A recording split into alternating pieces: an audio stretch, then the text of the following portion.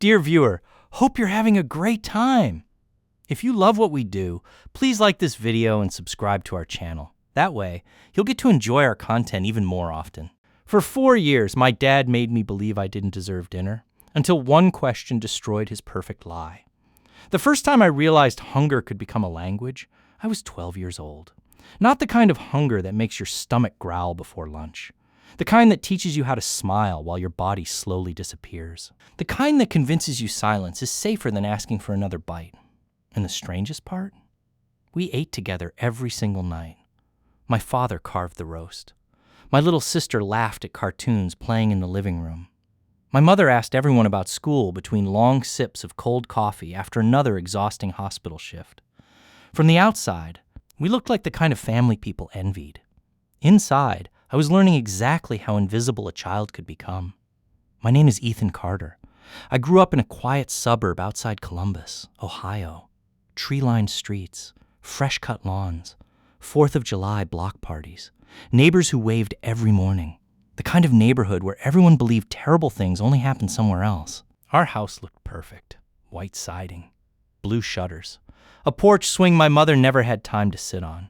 Every December, my dad hung enough Christmas lights to make the local paper. Everyone loved him. Coach Carter, volunteer firefighter, church deacon, the man who organized food drives, the dad who never missed Little League. People shook his hand everywhere we went. If every father were like Daniel Carter, one neighbor once said, "This world would be a better place." I almost laughed, not because it was funny, because I hadn't eaten since breakfast the day before. Mom worked 12 and sometimes 16-hour shifts as an emergency room nurse. She left before sunrise, came home after dark. She always apologized. "I'll make it up this weekend." She really believed she would. But emergencies don't care about weekends. Dad handled everything at home. Meals, homework, laundry, schedules. Everyone admired how involved he was. Nobody noticed that one child kept getting smaller. It started after my 12th birthday. Dad stood in the garage while I opened a toolbox. Hidden behind it sat an old digital scale. "Step on," I obeyed. 98 pounds. He stared at the number. Too long. Then he sighed. "You've got my side of the family's appetite. I don't eat that much. You eat enough." His voice stayed calm. That was the dangerous part. He almost never yelled. Anger can be recognized. Calm can hide anything. "You've always had a heavier frame." I looked down at myself. Skinny arms, knobby knees. Nothing about me looked heavy. Still, I believed him. Children believe the adults who raise them, especially when those adults never sound angry. The next morning, breakfast disappeared. "You don't need pancakes." He handed me half a banana. "Protein bar for lunch." The protein bar never appeared.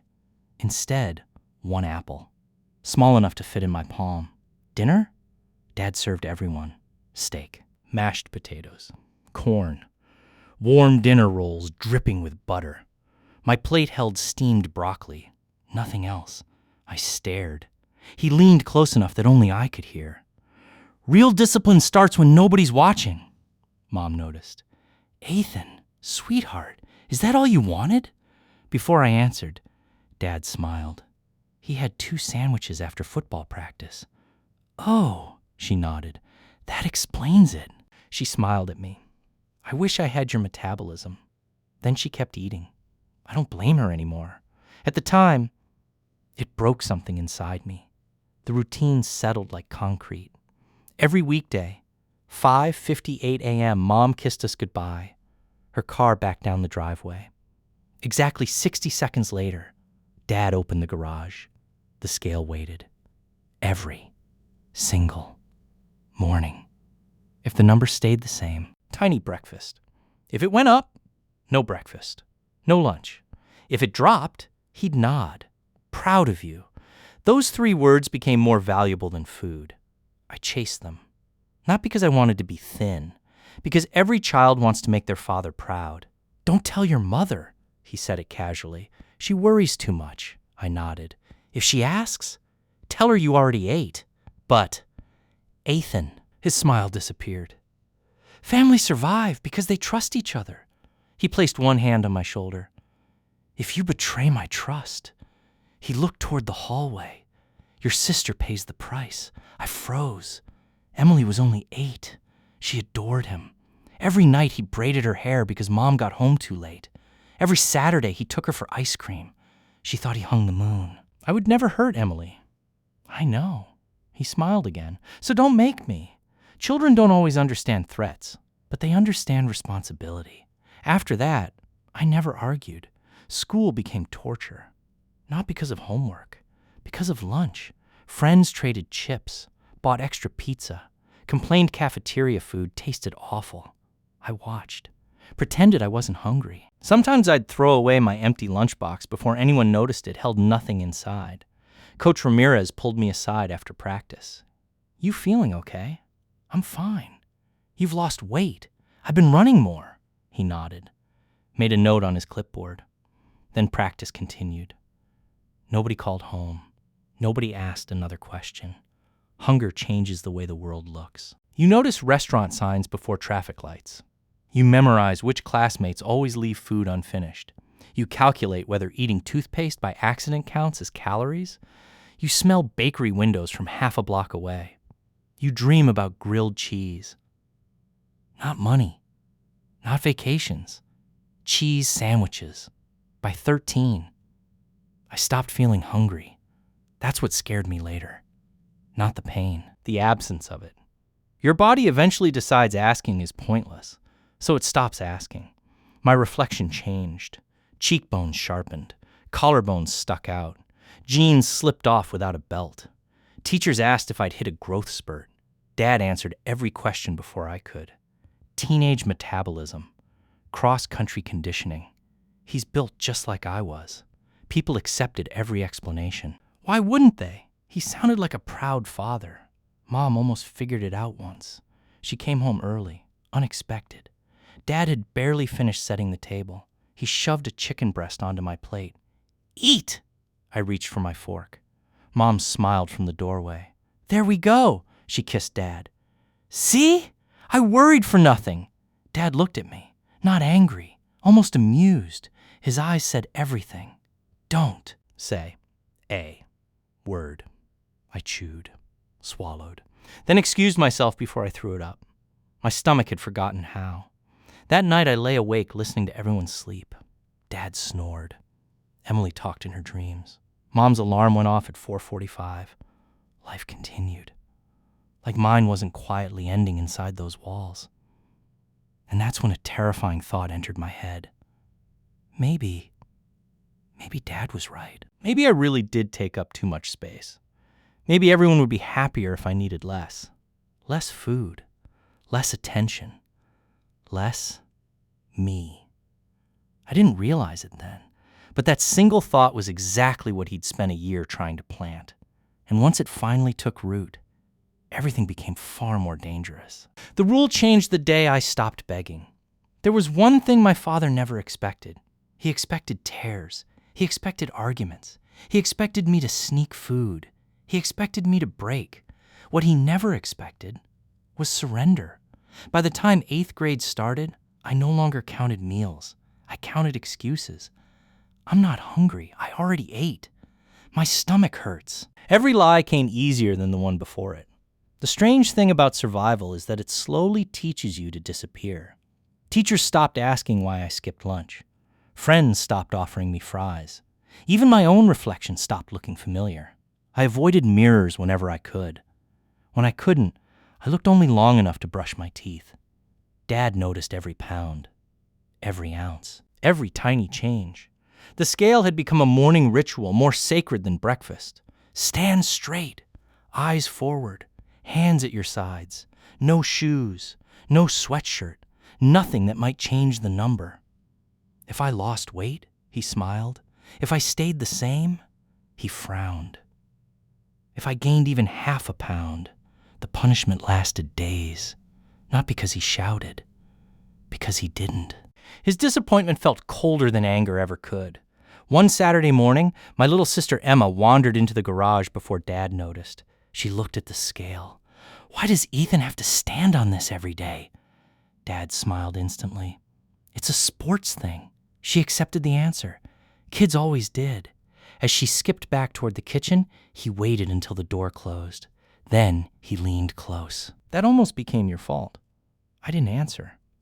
I told you no one was supposed to see. I'm sorry. You should be. He walked away as though we'd just discussed the weather. Mom worked even more that autumn. The hospital was overwhelmed. Double shifts became normal. She started leaving frozen dinners with little handwritten notes. Love you. Eat well. Sometimes I'd stare at those words longer than the food itself, because I knew I'd never see it. Dad always said she'd forgotten. She'd already packed me something earlier, or that I'd eaten after practice, or that teenagers were impossible to keep fed. She believed him. Not because she didn't love me, because she trusted him. Trust can become the perfect hiding place. At school, everything became harder. Standing too quickly made my vision blur. Going upstairs left my legs shaking. I started sitting in the back of every classroom because I was afraid of falling in front of everyone. One afternoon, my history teacher paused in the middle of class. Ethan, yes? Would you run these papers to the office? I stood. The room tilted. For one terrifying second, the floor rushed toward me. I caught the edge of a desk before anyone noticed. You okay? Just stood up too fast, she nodded. Drink more water. Water. Everyone always blamed water. Nobody imagined food could be missing instead. The football season ended before I ever played a full game. Coach Ramirez called me into his office. I need to ask you something. I nodded. Are you trying to lose weight? No. You sick? No. You eating enough? The question hit harder than I expected. I almost answered. I almost said everything. Instead, I heard Dad's voice. Families survive because they trust each other. I've just been stressed. Coach studied me for several seconds, then sighed. If anything's going on, he handed me a bottle of sports drink. My door stays open. I thanked him. I threw the drink away before I got home. Dad checked backpacks. Every afternoon. Winter arrived early that year. Most kids complained about the cold. I welcomed it. Being freezing all the time finally made sense to everyone else. No one questioned why my hands shook anymore. No one noticed it wasn't the weather. Then came Thanksgiving. The holiday I'd always loved. The smell of roasted turkey filled the house before sunrise. Grandparents arrived, carrying pies. Uncles watched football. Cousins laughed in the backyard. The dining table looked like something from a magazine. Dad carved the turkey while everyone applauded. He loved performing. He always had. When plates were passed around, mine stayed empty. He whispered without looking at me. You gained almost a pound yesterday. I drank a lot of water. Consequences. Everyone else laughed at Uncle Mike's terrible jokes. Nobody looked down. Nobody noticed. I spent Thanksgiving pretending to rearrange silverware while everyone around me celebrated abundance.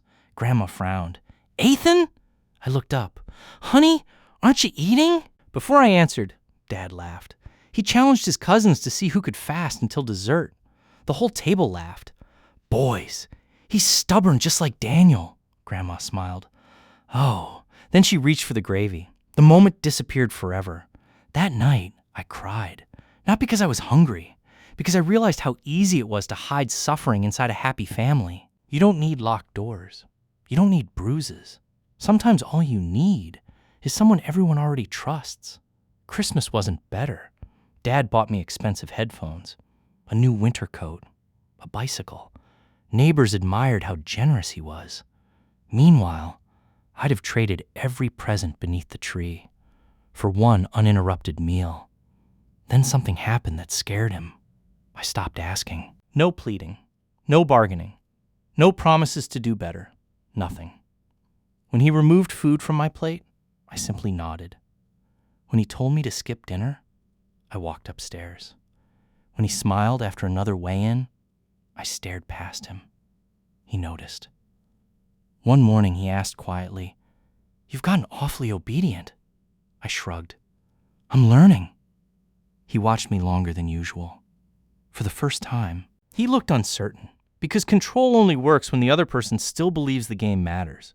And somewhere deep inside, I had stopped believing tomorrow would be different. The dangerous thoughts returned. Maybe disappearing completely would make everything easier. Not dramatic, not angry, just quiet. I hated myself for thinking it. But hopelessness rarely announces itself. It whispers. Again and again. Until one day, it sounds like your own voice. That Friday afternoon, Mom came home before sunset. Snow covered the yard. She dropped her keys on the counter. You know what? Emma grinned. What? I'm making pancakes for dinner, Emma cheered. Dad froze. Only for a second. Then he smiled. Sounds great. The kitchen filled with laughter. Butter. Maple syrup. The smell drifted through every room. For a brief moment, it felt like a real family. Mom stacked pancakes onto everyone's plates. When she reached mine, Dad stepped in. He already ate after school. She looked surprised. I did? The words slipped out before I could stop them. The kitchen went silent.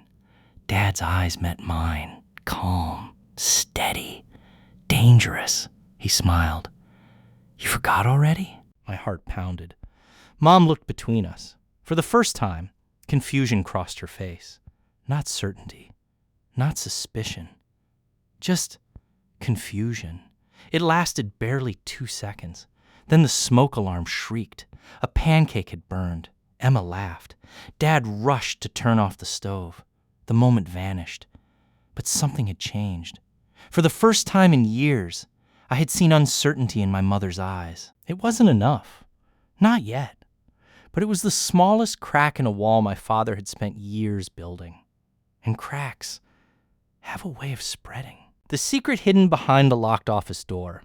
By January, the silence in our house had changed. It wasn't peaceful. It was careful. Like everyone was walking across a frozen lake without knowing how thick the ice really was. For years, my father had controlled every conversation without raising his voice. Now, for the first time, he was watching me as closely as I watched him. I started noticing things I'd never questioned before. Dad never let anyone inside his home office. Ever. The room sat at the end of the upstairs hallway behind a heavy oak door that stayed locked day and night. Mom joked about it. You guarding national secrets in there? Dad would laugh. If I let you in, I'd have to fire you. Everyone laughed. The conversation always ended there. But after the pancake incident, I began wondering why a man with nothing to hide kept one room in the house locked. One snowy Saturday morning, Dad announced he was taking Emma sledding. You coming? He looked directly at me. I shook my head. I've got homework. He studied me for a moment before nodding. Don't make a mess. The front door closed. The garage opened. Their SUV disappeared down the street. For the first time in months, I was alone. My heart pounded so hard I could hear it. I walked upstairs. Every step creaked louder than I remembered. The hallway felt endless. When I reached the office door, I turned the handle anyway. Locked. Of course. I looked around. Nothing. Then I noticed something. Dad's bedroom closet. He always emptied his pockets onto the dresser before bed. Car keys. Wallet. Loose change. Maybe, just maybe, I wasn't trying to steal anything. I kept telling myself that. I only wanted answers. Inside the closet hung rows of perfectly pressed shirts. Everything organized, everything measured, exactly like Dad.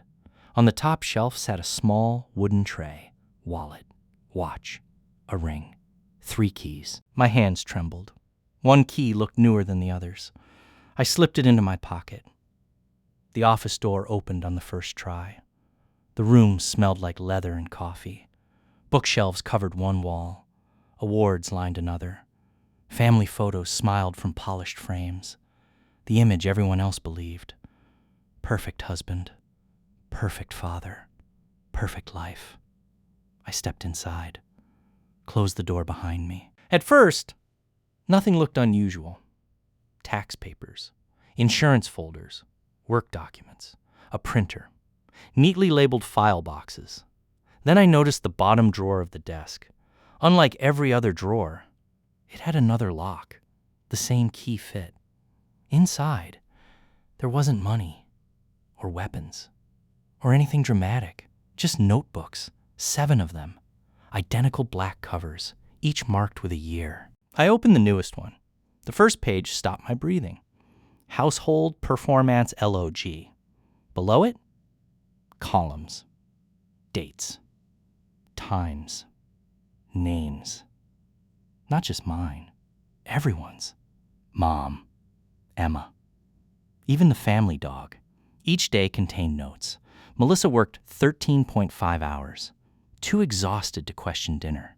Good. Emma responded well to praise after piano practice. Increase rewards. Neighbors stopped by unexpectedly. Delay evening routine tomorrow. It read less like a diary and more like an instruction manual.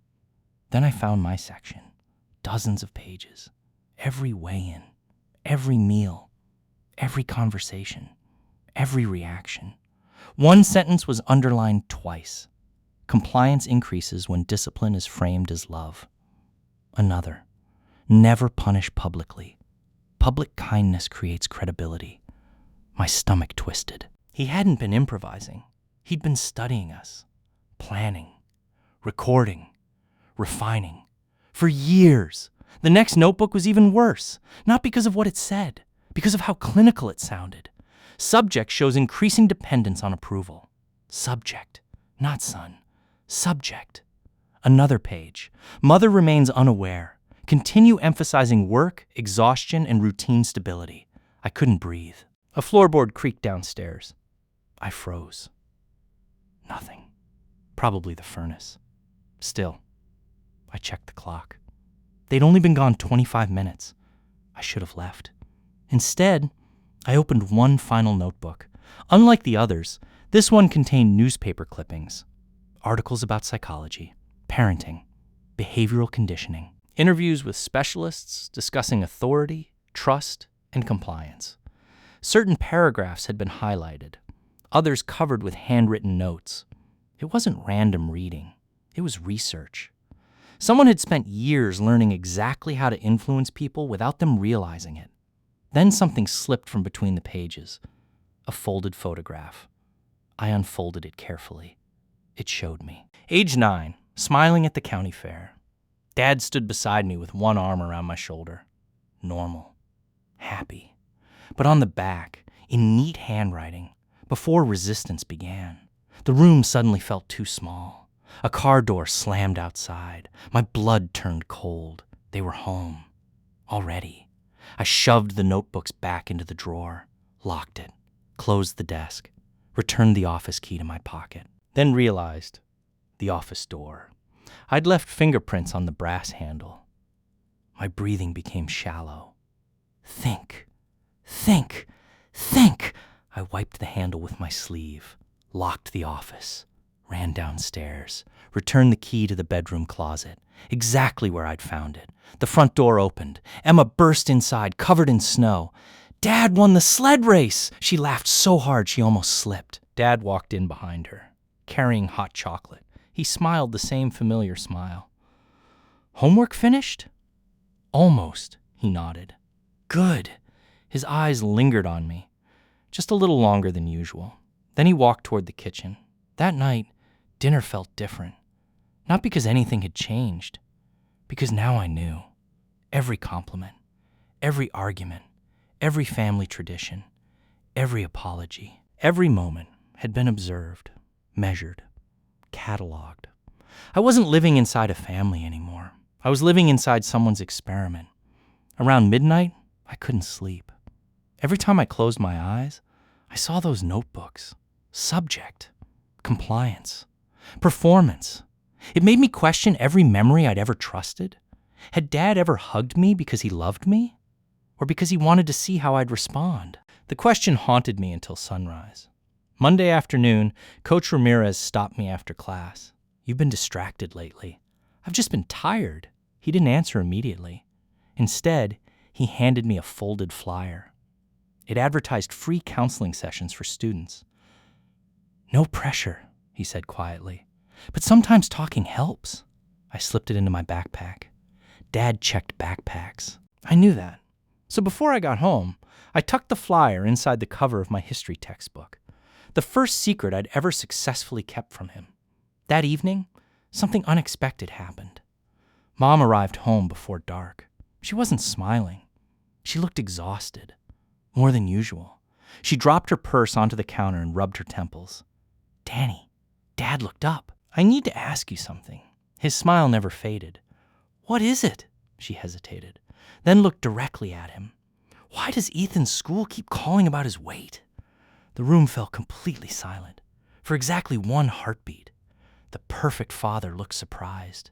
And for the first time in my life, I realized surprise was the one expression he had never learned to fake. The night my mother finally stopped believing him, the question hung in the kitchen like smoke.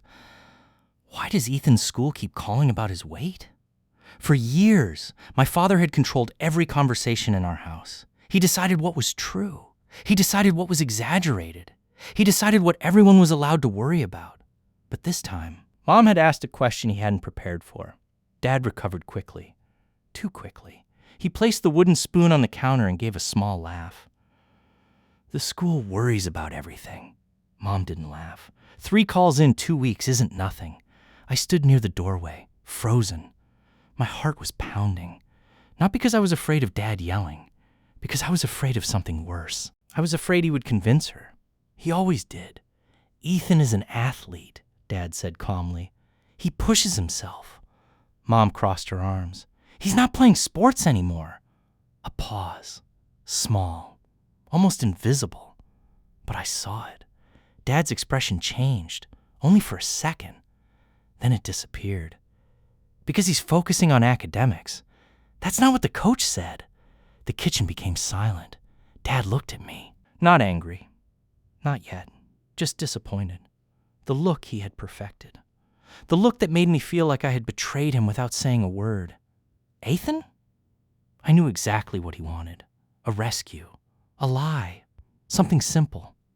"Everything's fine, Mom." The words came automatically. Dad relaxed. Mom didn't. That night, she knocked on my bedroom door. Something she hadn't done in a long time. Usually, she was asleep by then, or preparing for another shift. "Ethan? Yeah?" She opened the door slowly. She sat on the edge of my bed. For a moment, neither of us spoke. Then she asked, "When was the last time you ate lunch at school?" My body went completely still. A normal person might not understand how terrifying that question was, because it wasn't an accusation.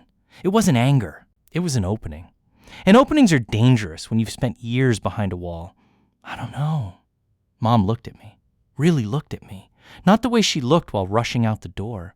Not the way she looked while checking homework. Actually looked. Her face changed. "Ethan!" Her voice cracked. "How long have you been this tired?" I looked away. "Just school." "No." She shook her head. "No, honey." She whispered the next words. I should have noticed. I wanted to tell her everything. Every morning. Every rule.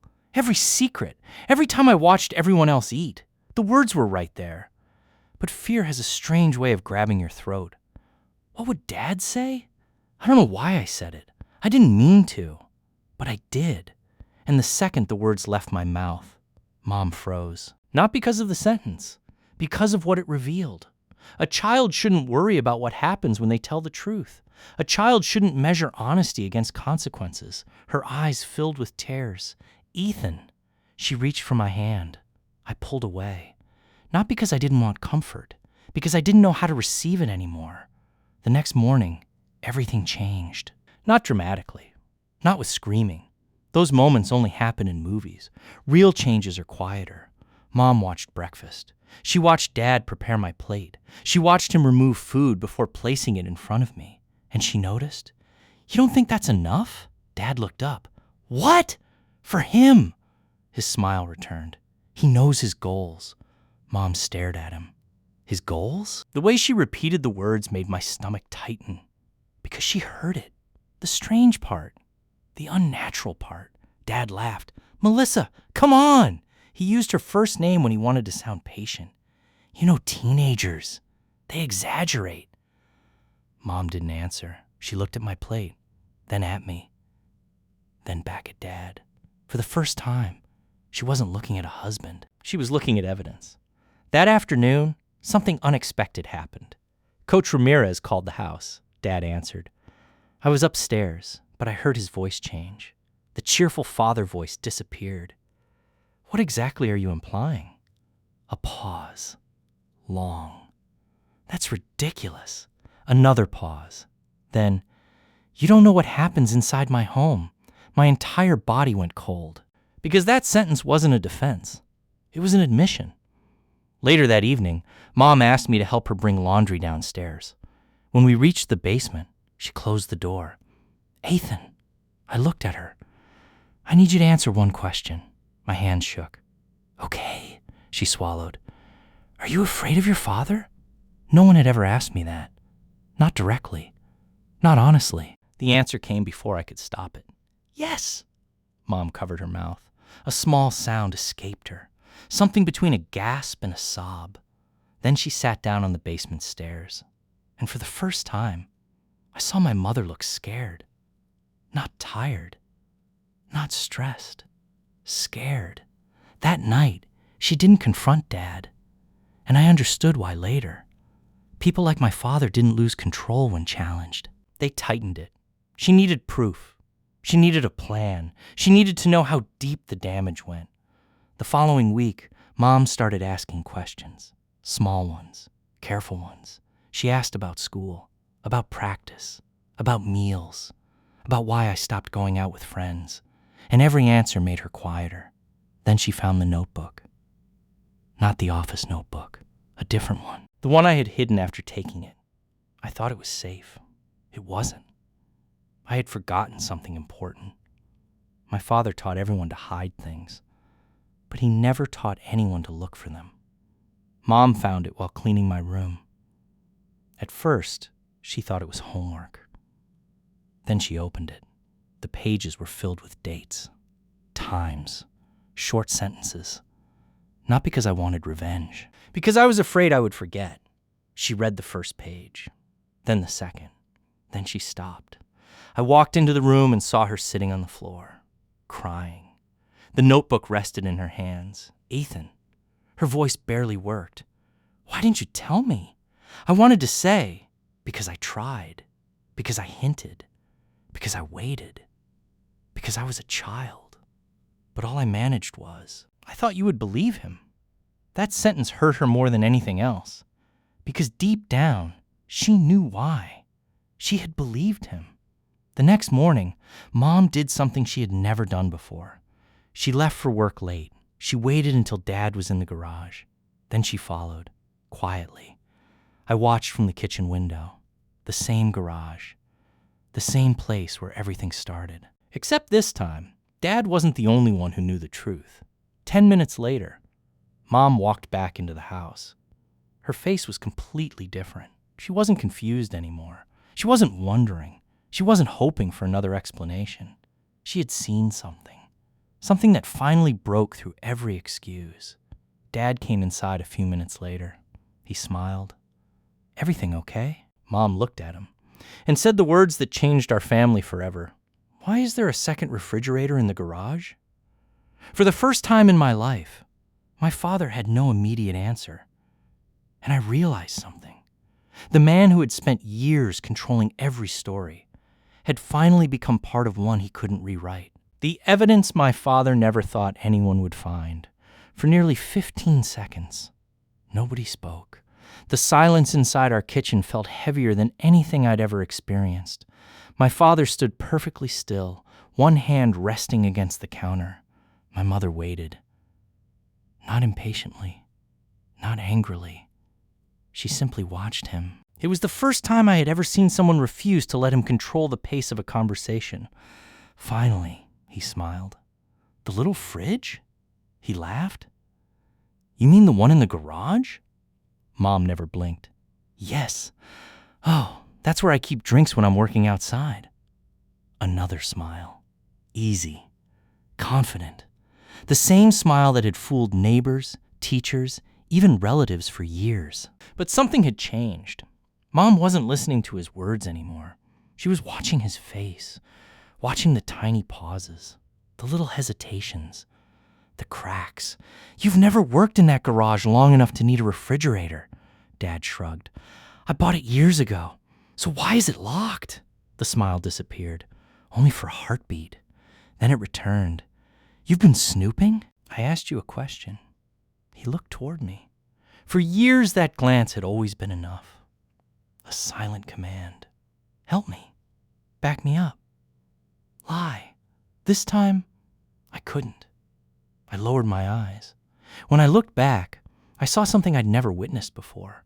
My father looked uncertain, not scared, not defeated, just surprised, like someone had suddenly changed the rules of a game he'd always won. That night, nobody slept. Dad stayed downstairs longer than usual. I heard drawers opening, cabinets closing, boxes being moved. Around midnight, I heard the garage door open, then shut again. Metal scraping against concrete. Heavy footsteps. The sound repeated several times. I stared at my ceiling. Every instinct told me exactly what he was doing. He was cleaning, destroying, preparing. Because guilty people don't rest. They erase. The next morning, the second refrigerator was gone. Dad acted as if it had never existed. Mom noticed immediately. "Where is it?" Dad poured coffee. "What? The refrigerator. I sold it." "When?" "Last night." Mom looked at him for several seconds. "At midnight?" He shrugged. "Guy offered cash." She didn't answer. Instead, she quietly grabbed her purse. "I'll be back," Dad frowned. "Where are you going?" "The hardware store." "What for?" "We need paint." He nodded. "Okay." But the moment she drove away, Dad sprinted to the window, watching her car disappear. His face changed completely. The calm husband vanished. The panic underneath surfaced. He grabbed his keys and followed her. Except she hadn't gone to the hardware store. She had driven straight to the police department. I didn't learn that until much later. At the time, I only knew Dad had left in such a hurry that he forgot his phone on the kitchen counter. It buzzed. Once. Twice. 3 times. Then again. Curiosity got the better of me. I picked it up. The screen wasn't locked. The message at the top simply read, "Did you move everything?" No name. Just a number. Another message appeared. "She knows about the garage." My pulse exploded. A third message. "Destroy the notebooks." Notebooks. Plural. I felt sick. There was more than one. The front door slammed. I nearly dropped the phone. Dad rushed back inside. His eyes immediately searched the counter, then locked onto me. "What are you holding?" "Nothing." My voice barely worked. It rang. He crossed the room faster than I'd ever seen him move. The phone disappeared into his pocket. His fingers dug into my shoulder. "Did you read anything?" I couldn't answer. He squeezed harder. "Ethan!" Every instinct screamed to lie. But another part of me, the part that had started waking up, couldn't. I saw one message. His face emptied. No anger, no shouting, just calculation. He released my shoulder, smiled. "You misunderstood." Then he walked upstairs, calmly, too calmly. A minute later, I heard drawers opening again, closet doors, boxes, furniture moving. He wasn't angry. He was searching. Mom returned almost an hour later. Dad met her in the driveway, smiling again, always smiling. They spoke outside for several minutes. I couldn't hear the words, but I could read body language. Mom wasn't arguing. She wasn't backing down. She was studying him, like a detective interviewing a suspect. Every answer he gave created another question.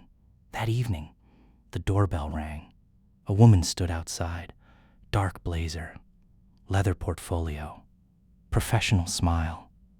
"My name is Rebecca Lawson." She showed Mom an identification badge. "I'm with Child Protective Services." Dad's face didn't change, not even slightly. "Of course." He welcomed her inside, offered coffee, complimented her professionalism, asked about her family. Within 5 minutes, he had her laughing. Watching him was terrifying, because I could actually see why people believed him. He wasn't pretending. He became whoever people wanted him to be. The caring father, the exhausted husband, the concerned parent. Rebecca turned toward me. "Ethan, can we talk?" Dad answered before I could. "Absolutely." She smiled politely. Actually, I'd like to speak with him alone. The room froze. Dad laughed softly. No secrets in this family. Rebecca smiled again. I insist. For the first time, someone else's authority outweighed his. He couldn't refuse. We sat in the dining room. Door closed. Rebecca opened a notebook, then surprised me. She didn't ask about food. She didn't ask about bruises. She asked something else. When was the last time you felt safe? I stared at her. Nobody had ever asked me that. Safe? I couldn't even remember what safe felt like. I don't know. She nodded gently. That's okay. Then she placed a blank sheet of paper in front of me. Can you draw your house? I looked confused. She smiled. Anywhere. Anything.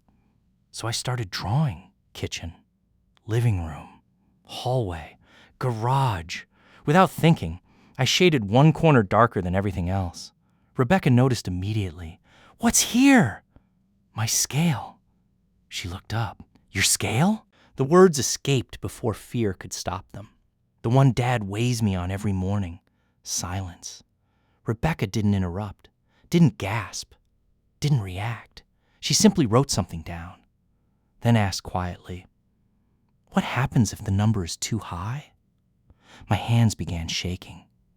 Because once you answer one truth, the others start pushing their way out. And for the first time in years, I wondered if maybe, just maybe, I didn't have to carry them alone.